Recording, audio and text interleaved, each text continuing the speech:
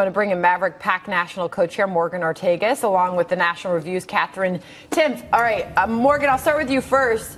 Are they just complaining here, or do they have a legitimate point? I mean, a lot of the candidates were visibly tired at the last Republican 3-hour debate.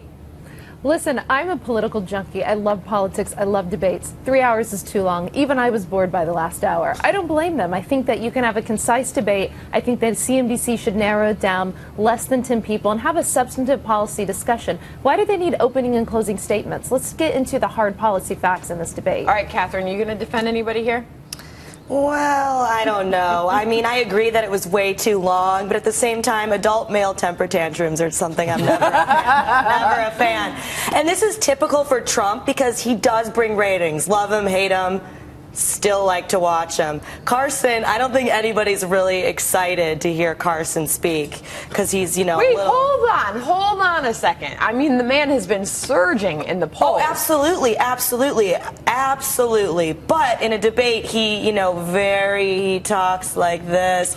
Nobody's tuning in of the general population to see Ben Carson like they are with Trump. I mean, he's an incredibly intelligent, articulate man, Jack. He is, but I have to agree he's a bit somnolent. But I think the question here really is, do the debaters get to choose the terms, or do the people hosting the debate get to choose? Well, if you're one of the debaters that happens to drive the biggest on the other hand, I'd like to hear, firstly, I'd like to hear Jeb Bush and Mark Rubio have more of a conversation. And if Trump wasn't there, I wouldn't be that disappointed. Two things. They're trying to control their message and demanding opening and closing statements. But this shows you the power that Trump and Carson have, or at least think they have, that they can hold out and say, we're not going to do it. And we'll find out that I don't think they have it. Now, where does Trump get the onions to criticize somebody else for trying to make more money? Okay, that's ridiculous. Number two, if Trump and Carson are out of the way here, we actually might get to some real substance for once. So I actually tell them, go ahead, boycott it, take off. I don't care. I think you can hear more, like you said, Jack, from Marco.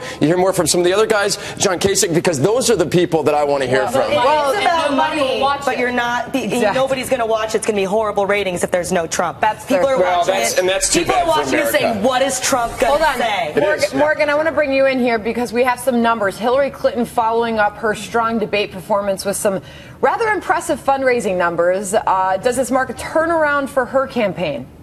I was really impressed by her fundraising numbers last night. When the FEC reports come out, I really enjoyed digging into it. And so Hillary Clinton has said by the end of 2015, she wants to raise $100 million. She's raised $77 million this year, and she has more cash on hand than anyone running for president. I was surprised at these numbers. I think it's a strong showing for her, and I think it may give Joe Biden pause.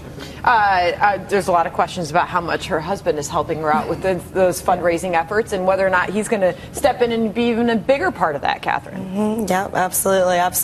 But are you impressed by the money that the candidates have been raising thus far? You know, it's so weird to me when you think about how they had to beg George Washington to be president. This whole thing seems absolutely insane. But it's raising, but then, people aren't being frugal. If you look at with Jeb Bush, for example, super embarrassing for Jeb Bush to find out that Ted Cruz has more money in the bank than he does. I don't agree with that at all. I mean, I think Jeb Bush had an impressive quarter. He raised, I think it was 12 million, 13 million. So he actually raised the most other than Ben Carson. Right, and because it's so hard for Jeb Bush to raise money. I'll add something too. Jeb's got one of the highest. He's got a big super PAC. Jeb Bush has one of the highest burn rates of any of the candidates, and he's been cutting salaries of his staff, trying to conserve money. So that never smells good. With that stiff debate performance, I mean, I'm surprised he's raising any money. Well, he's doing that like rap star thing where he makes tons of money and then he just blows it on a bunch of jets and then now he doesn't have any. Wow. That's all Jeb right. Bush. Lots more to come. I want to thank Morgan Ortagus and Katherine Timpf for joining us on that one.